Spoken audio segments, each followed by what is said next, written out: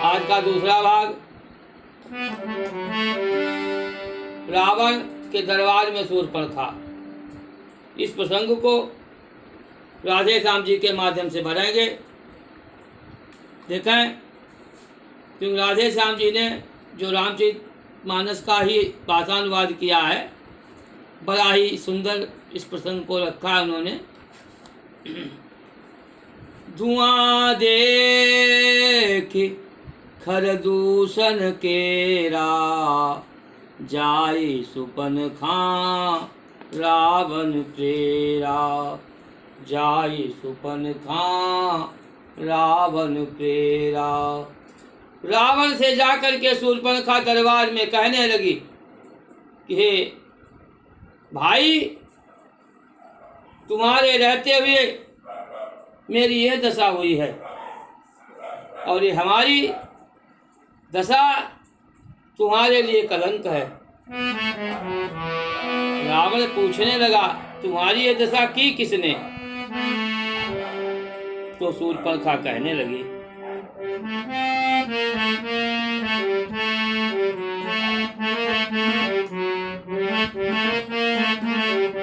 भाई दो लड़के राम लखन इस दंडक वन में आए हैं।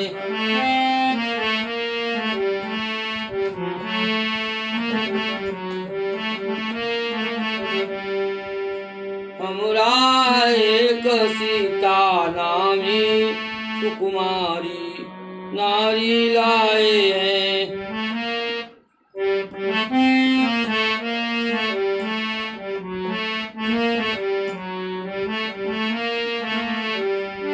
वहाँ के हैं वीर लड़ाके हैं, गोया शमशीरों की हो, गोया शमशीरों की हो।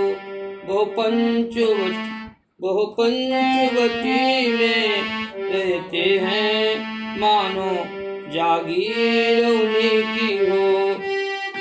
वह पंचवटी में रहते हैं, मानो जागीरों की हो।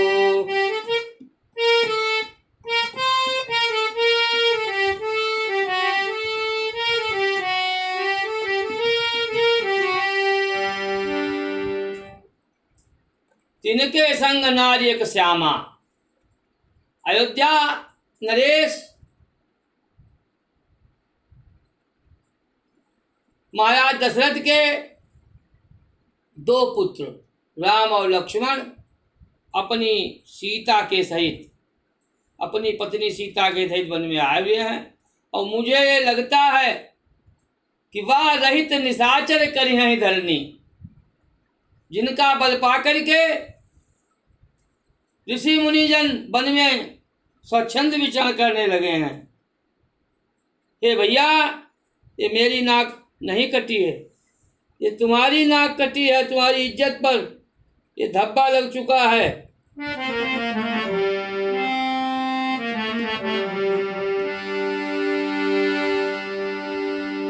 मैं उधर अचानक निकल गई, उस नारी से मिलना चाहा, उस नारी से मिलना चाहा। उस पर उस छोटे तपसी ने, उस पर उस छोटे तपसी ने मुझसे कुछ छल करना चाहा। जब मैंने तेरा नाम लिया तो उसने दी मुझको गाली, तो उसने दी मुझको गाली। फिर मेरे कान कतर डाले, फिर मेरे कान कतर डाले, मेरी ये नाक काट डाली।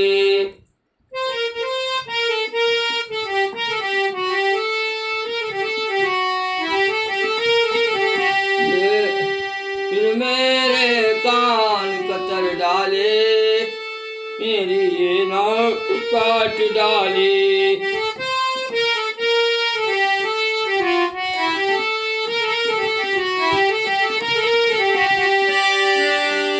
जब रावण ने देखा उसके समक्ष में उसकी बहन के कान और नाक अंग भंग देखा, शूर्पणखा के व्यंग्यवान सुने तो सहन नहीं होता है। कहने लगा, शूर्पणखा तुम बिल्कुल भी परेशान मत हो, मैं उनको भली प्रकार दंड दूंगा, क्योंकि नारी की नाक उड़ाने में होती है नाक नहीं ऊंची, और अबला पर हाथ उठाने से उठती है नाक धाक नहीं ऊंची। तुम थोड़ा धैर्य रखो, मैं उनको शीघ्र ही पकड़ करके और तुम्हारे समक्ष में ही दंड दूंगा। इसलिए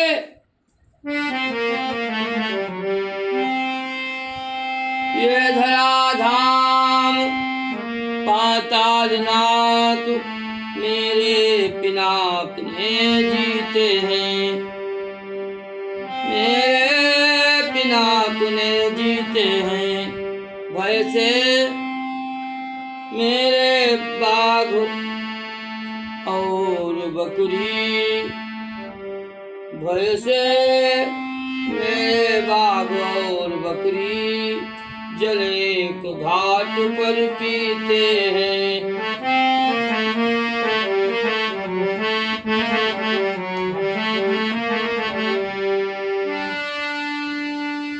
ये दुराचार क्या खरदूषण से नहीं कहा, क्या खरदूषण से नहीं कहा।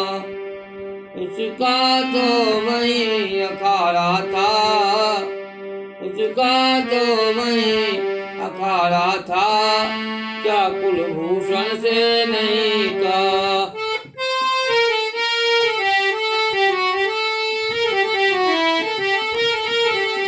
उसका तो वही अखाड़ा था, क्या कुलभूषण से नहीं कहा।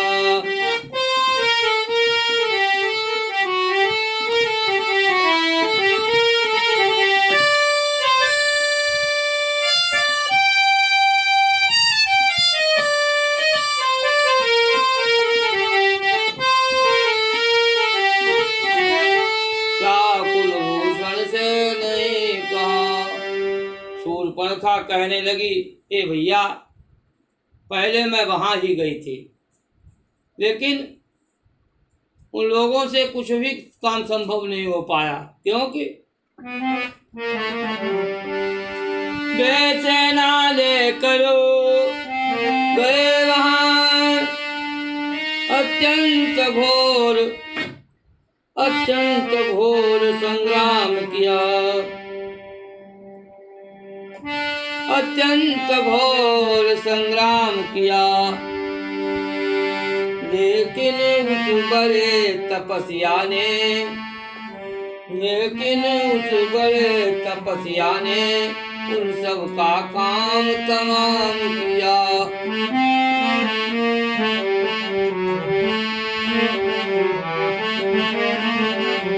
लेकिन उस बड़े तपस्या ने उन सब का काम तमाम किया।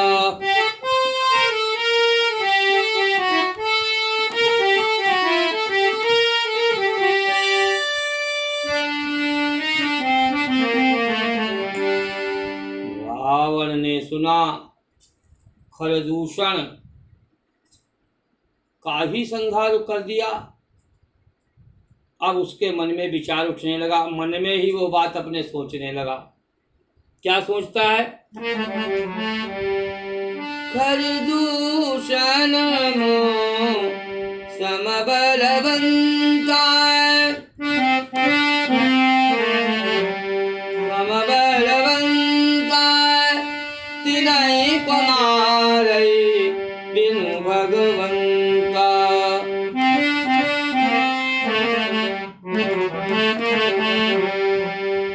तिनहि को मारै बिनु भगवंता।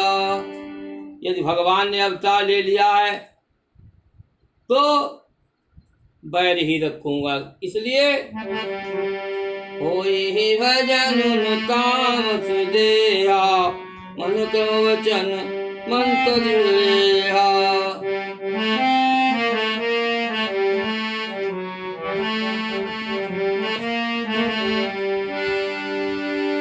जब एक अकेली ताकत ने इतने वीरों को मार दिया तो इससे ये सिद्ध हुआ नारायण ने अवतार लिया।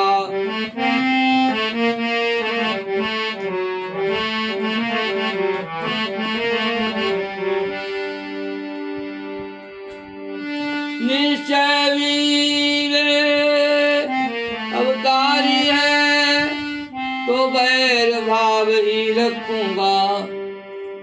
दूसरे जन्म का बंधन भी उनके ही द्वारा तोड़ूंगा।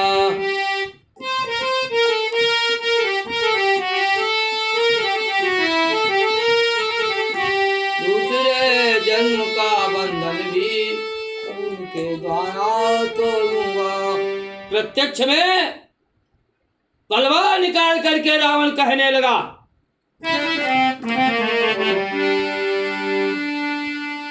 बोला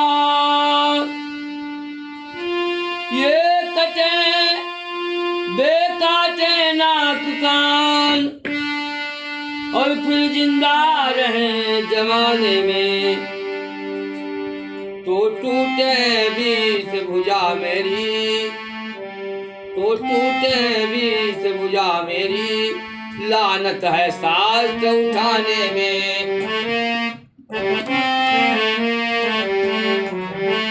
लानत है सास उठाने में। तुम बैठो थोड़ी देर धरो, तुम बैठो थोड़ी देर धरो, मैं दंडक वन में जाता हूँ, इस नाक काटने का बदला दोनों से अभी चुकाता हूँ।